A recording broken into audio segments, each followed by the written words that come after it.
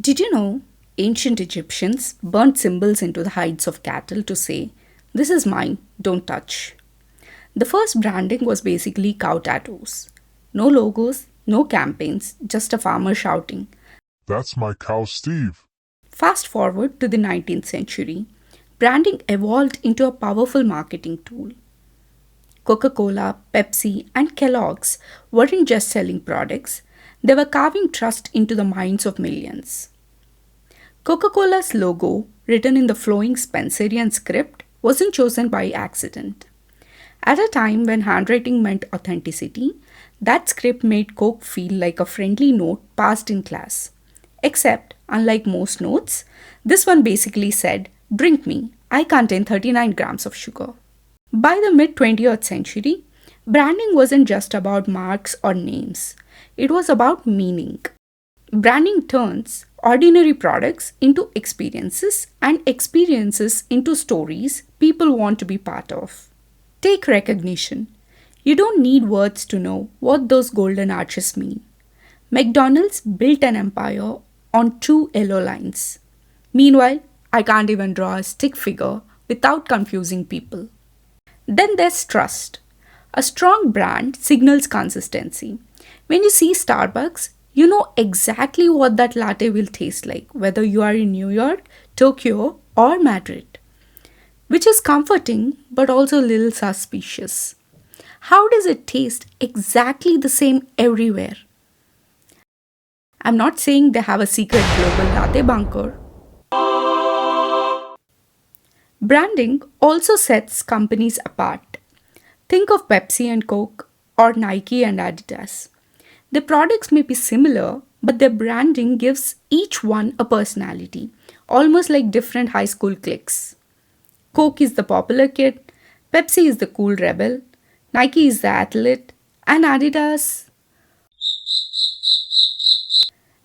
is that kid who insists on wearing slides year round. And then there's loyalty. Every year, people camp outside stores not because they desperately need the newest iPhone, but because the brand is now part of their identity. Apple fans say things like, "I would never switch to Android," which is funny because if Apple sold a toaster tomorrow, they would still line up for it.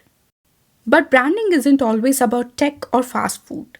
Sometimes it's about tradition and nostalgia. Take Cracker Barrel. Its logo, a man resting by a wooden barrel, instantly transports people back to simpler times, front porches, and southern hospitality.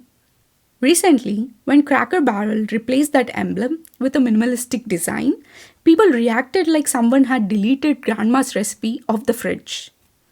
Customers called it soulless and generic. Within a week, the company said, okay, fine, forget we said anything."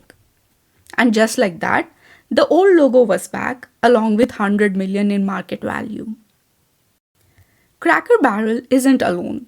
History is full of branding fails.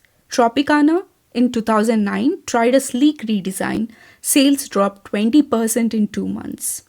Turns out, people liked their orange juice cartoons to have, an orange on them.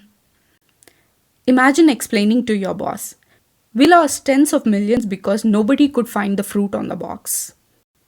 Gap made the same mistake in 2010. Their new logo lasted 6 days. 6! That's shorter than most of our New Year's resolutions. Yahoo stumbled in 2013 with a confusing rebrand that felt less like innovation and more like identity crisis. Because here's the thing, a logo isn't wallpaper, it's memory, trust, and identity. Change it too much, and you risk losing your most loyal fans. Now, not every rebrand ends in disaster. Apple rebranded in late 90s with its Think Different campaign, going from struggling computer maker to cultural icon.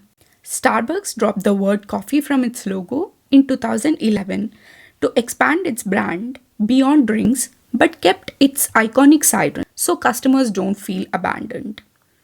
Even McDonald's rebranded in the 2000s, giving restaurants modern interiors and healthier options. They went from cheap fast food to a more family friendly global experience. What could Cracker Barrel have done differently? For one, they could have tested the waters instead of shooting in. A phased rebrand might have avoided backslash. Second, they could have told a story, honoring tradition, evolving for the future. Finally, they could have invited customers to participate, vote on designs, share memories, or even submit their own. Nostalgia plus participation is a win win. This type of pre launch process is called CMP testing, concept, message, and package testing. Walmart did this perfectly in 2008 before rolling out big changes. In the end, branding can make or break a business. Done right, it refreshes a company and opens new markets to it. Done wrong, it costs millions and becomes a cautionary tale.